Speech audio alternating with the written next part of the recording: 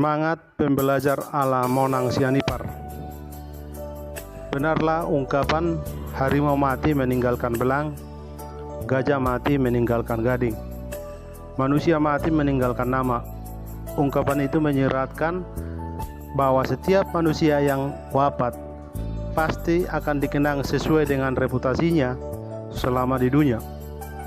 Barangkali kabar meninggalnya seorang pengusaha Monang Sianipar patut dikenang sebagai sosok manusia pembelajar.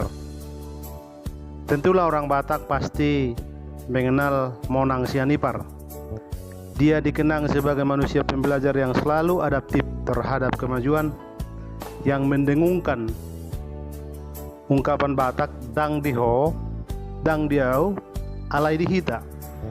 Bagi Monang, indikasi sebuah kemajuan ternyata ketika seorang merasa bodoh. Orang yang merasa bodoh haus akan ilmu. Artinya, orang yang merasa bodoh adalah orang yang ingin belajar dan terus-menerus belajar. Ia, Monang Sianipar, semasa hidup dikenal sebagai pembelajar sejati. Baginya, hidup untuk belajar atau belajar untuk hidup sama saja. Mengutip ungkapan teman saya Andreas Harepa, manusia pembelajar adalah seorang yang senantiasa belajar tentang belajar dan belajar menjadi manusia yang manusiawi.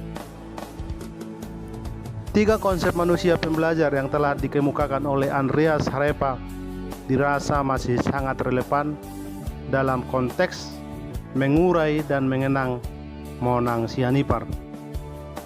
Walau pengusaha yang kaya, tak ada yang berubah dari sosok pendiri Monang Sianipar abadi atau MSA itu.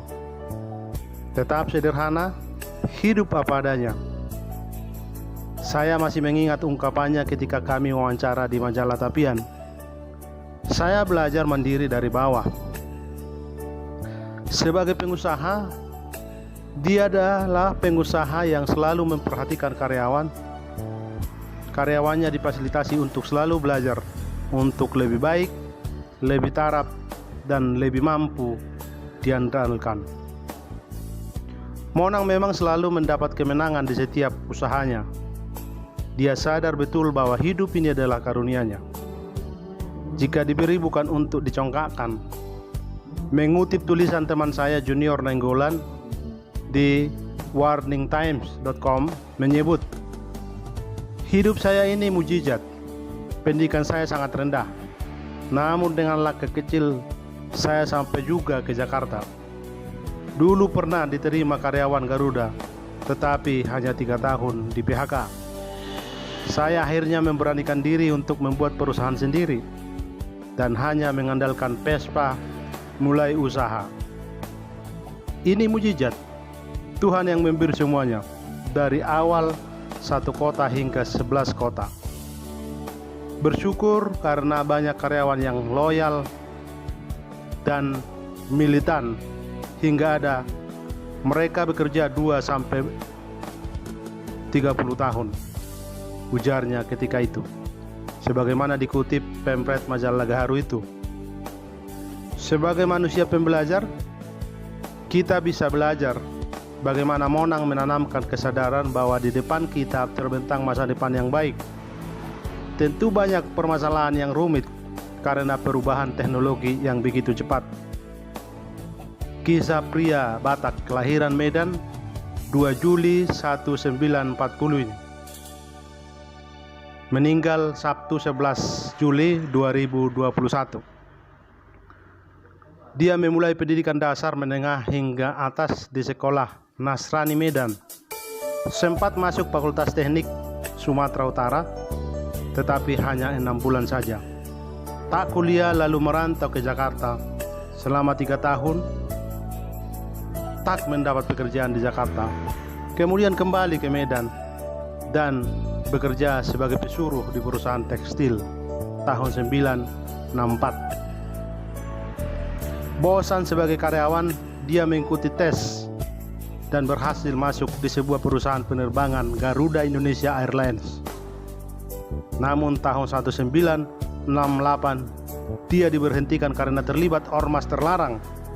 Lalu dia ikut mendirikan satu bisnis tour dan travel, PT Constour. Namun beberapa tahun kemudian dia mengundurkan diri dan mendirikan bidang usaha yang sama, diberi nama PT Bonanza Holiday. Tahun 1980 menjadikan nama perusahaannya MSA Cargo dan kini sudah memiliki belasan kantor di Indonesia. Di tengah kesibukannya mengelola perusahaan, Monang masih memberi hati mengelola lembaga sosial yang bernama Toba Dream sejak tahun 2002 hingga akhir hidupnya. Dia memang manusia unik. Tahun 1968, tepatnya 24 Februari 1968, dia menikah dengan perempuan asal Sunda, Eli Rosalina Kusuma. Usia tua, dia terus tak pernah berhenti berkarya, mendirikan Lapo Toba Tabo. Kemudian Monang juga pernah memberi hati mengelola majalah bernuansa etnik Batak bernama Bonani Pinasa. Lalu media Cargo, belakangan juga menerbitkan media Toba Dream yang juga akhirnya stop terbit. Tentu pengalamannya mengelola media membawanya berkesempatan menulis. Walau tak sehebat sastrawan menulis, namun sebagai orang tua kita patut mengapresiasi seorang Monang yang berjiwa pembelajar. Dia menulis. Selama hidupnya, Monang tak punya alasan untuk berhenti belajar. Ucapannya dan filosofi hidupnya, jangan takut melakukan kesalahan. Dan itu juga yang menjadi judul dari buku biografinya, Buatlah Kesalahan atau Jangan Bekerja Sama Sekali. Artinya selama hayat masih di kandung badan, kita mesti terus belajar.